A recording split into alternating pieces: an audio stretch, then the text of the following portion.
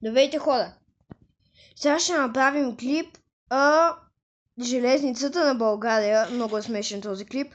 Сега ще ви покажа железницата, която построих аз. Моето приятелче. Ние сме строители, само да ме стреля. Така. Тази железница беше много трудна за построяване са.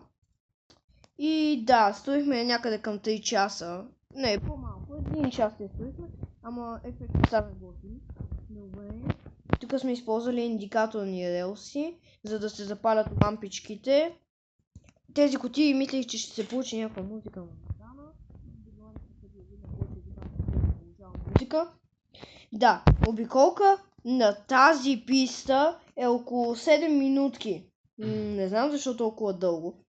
Отборил съм го така, защото един път изпих една от фара и от фарата свърши точно когато слязох от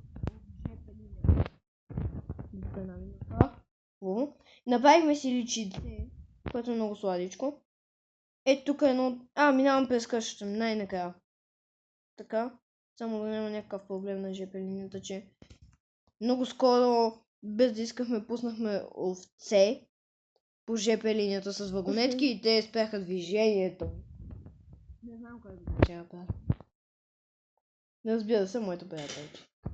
Така, светнаха лампичките. Така, тук.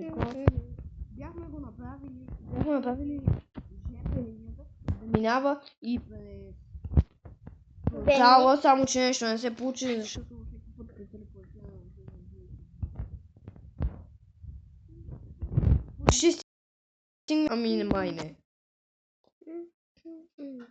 О, да, тук пуска зайчета това.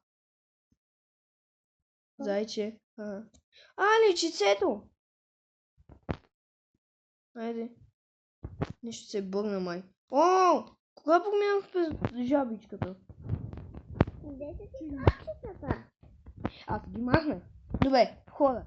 За това, че тук нещо... Тази вагонетка не е много наред. Не, спускането е само 2 минути. Наравно не е било толкова бързо. За това, че... Добър ден. Искам един железни панталони, моля. Добре. Мислих, че се каже не да ви ги от цвета. Кожени, нека да са в жълто, ще почакам. Добре. Моля. Добре. Много хубаво станция. Какво тази лампа? Защо така? Чакай само да. Да, бе. Панталони. Колко ще струва, че не мога да ти дам пари?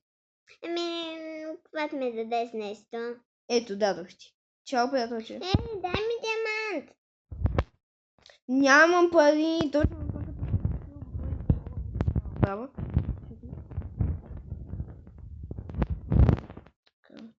Така.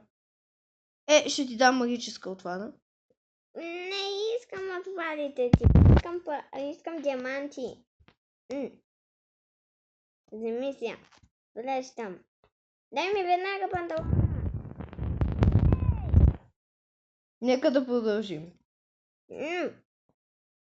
Чао, приятелче. Дай си безплатна количка. Добре, нека да продължим. Сега това го бях направил да пуска вода, ама нещо не се получи. Ето го жабичката и ето и усмивката. Може да се изтеглите стикери във Viber. О, майко мила, кой го е направил тук така с тия колички? Да, ето къде са отишли количките от тази катастрофа. Махна ги. Така. И очаквайте скоро продължение. Това ето индикаторната релса. Това е тегловидна релса и чао, хора.